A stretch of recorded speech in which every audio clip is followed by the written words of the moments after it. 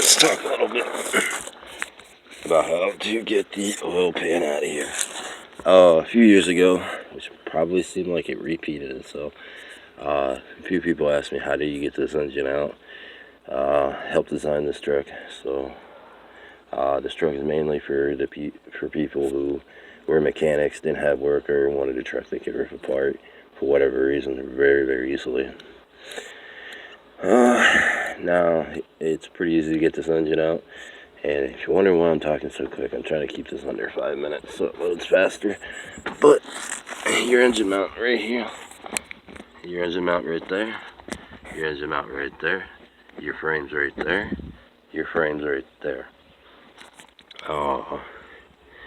If you end up ripping all this other stuff out, just check it for cracked frays and it being dried out. Go in, talk to the guy, pull a schematic online.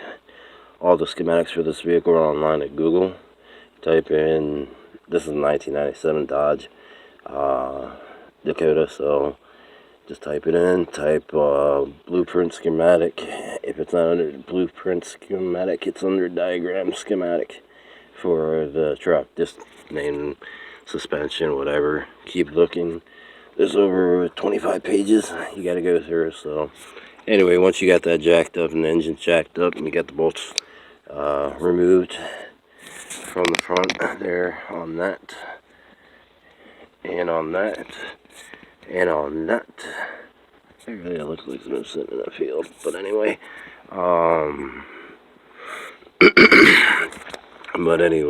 once you get that, that'll give you the 4 or the 3 inches extra you need.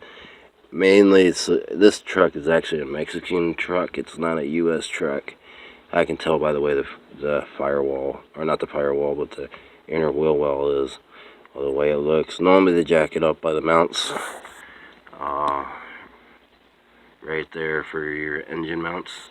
They normally jack it up that way on both sides with 2 jacks to get the engine lift up, and then they change out your oil and your oil pan or your oil pump, because it's recommended to do both simultaneously. As far as your oil pan, you won't need to replace it, and it costs you about $90, $90 to $150 for one of those Dodge guys to do it. As far as your spring on here and your shock, it's a low tension. It will kick the crap out of you if you screw up. And if you're wondering how to get that compressed and whatnot, all it is, it's a wind out shock. So what you're gonna do is you're gonna lift the truck frame up, and then you're gonna make sure that frame is off that shock and off that spring, and that will actually lift up on its own. As far as getting it off, it can be a little tricky. So you'd pull the inner shock out, and then you would get another jack and lift up and remove your spring totally. It is a little bit more complicated than what I'm saying here in the video, so you might not want to try that. Leave that to the guy at Dodge.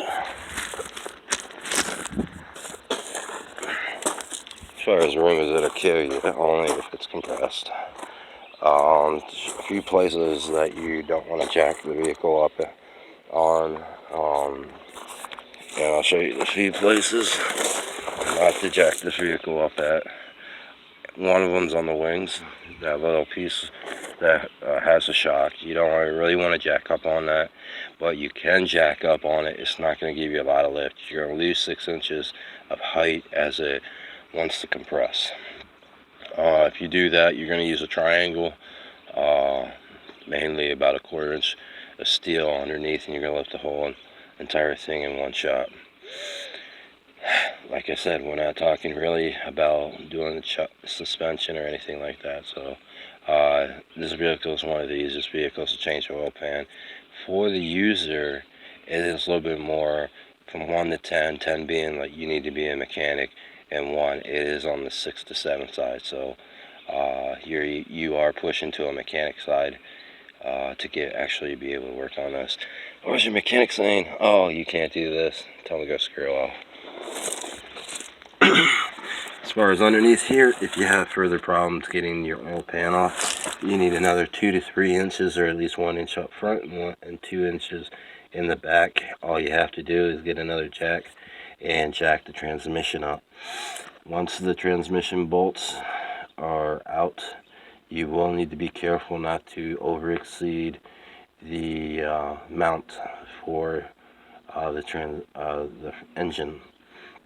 As far as the transmission, you can get 2 inches just by having 3 yourself, another person, preferably another person, working the jack's stance.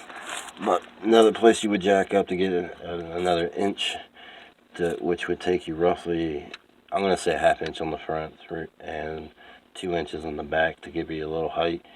But you are going to have to lift the rear of the oil pan up to get out around that sump. And the sump I'm talking about is that little thing that goes to the bottom of the oil pan. So I'll show you where to jack up, and it's right here.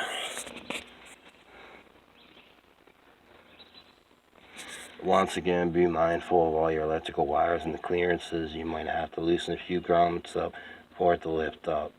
I think the guy that asked me, because he was having problems getting it out, through the rear because of the transmission, was he had to remove a few wire grommets, move them from being clipped to unclipped to actually get the clearance he needed, and it came right out. Anyway, some of the other things, the places you don't want to jack is right here where they tell you to jack up for the tire. You actually do not jack on the tire on this and whatnot. That's not to be jacked for the tire. Okay, when you jack on a truck, you're going to jack on this solid frame right here. And I'm going to back up a little bit. So that solid frame is where that jack needs to go. It doesn't go on the metal because it will screw the metal up.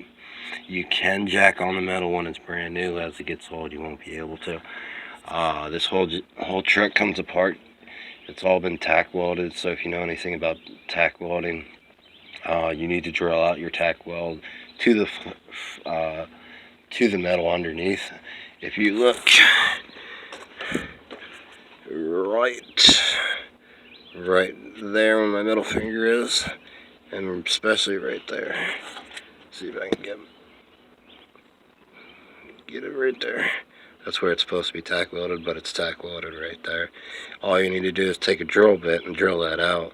And what'll happen is you take a ream rod or a pick and you go up in there and loosen it up. It is a lot of work, and as you see, it has a lot of air holes where the tack weld or the bending did not go well. This whole unibody underneath comes apart from the upper frame, which isn't a frame, but the suspenders and the doors and the cab.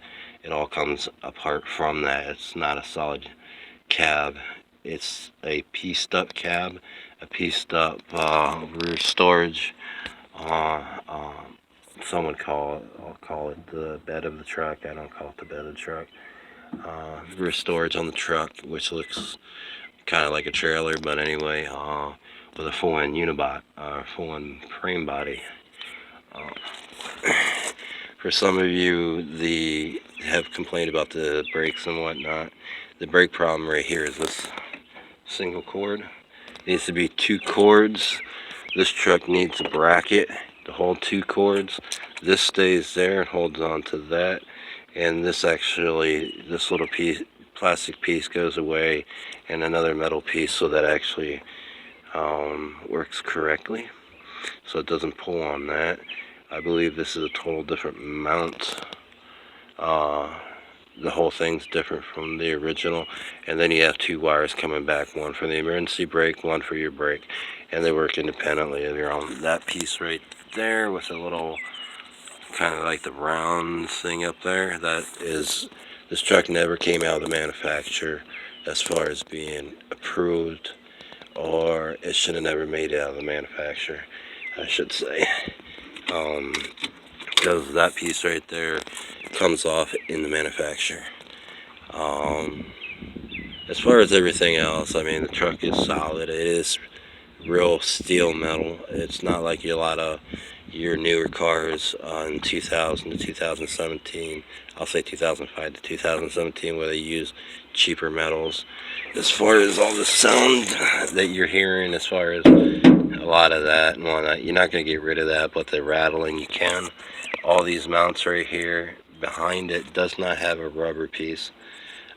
You should have a rubber piece, a bolt, and a screw up on the other side, or it screws into a fixed screw fixture. It doesn't, so you need a piece of rubber. Mainly I'd use a 1/8 inch, what they call a soft hard plastic. And back there you can see the other one. It does not have a rubber piece to it. You can use Cork Pro gasket stuff if you don't want to spend a lot of money. If you have less than $90 to spend, but a lot of time to work on your truck. So you can double that up and use a little bit of glue or Loctite on the two gaskets and put them together, and it will quiet the truck down. It will deteriorate though in 10 years. So just to let you know that. I got this truck from a guy for like $2,000. It's a decent truck, but it's been a pain in the rear end. Mainly because of the oil pan. It needs, the oil pump goes up and down, but there are a few trucks that have that problem. They're purposely set so the oil pump shuts off for about 5 to 30 seconds, and then it turns back on. Normally this happens when you are either stopped or you're actually got too much pressure in your lines in around the engine. With the oil pump will actually shut off completely, the pressure decreases, it kicks back on 5 to 8 seconds later. That is normal. You will get an engine oil light or check engine light go off at that point in time, because the main thing is not to blow your engine up by overpressuring. But anyway, that's about it, so bye bye.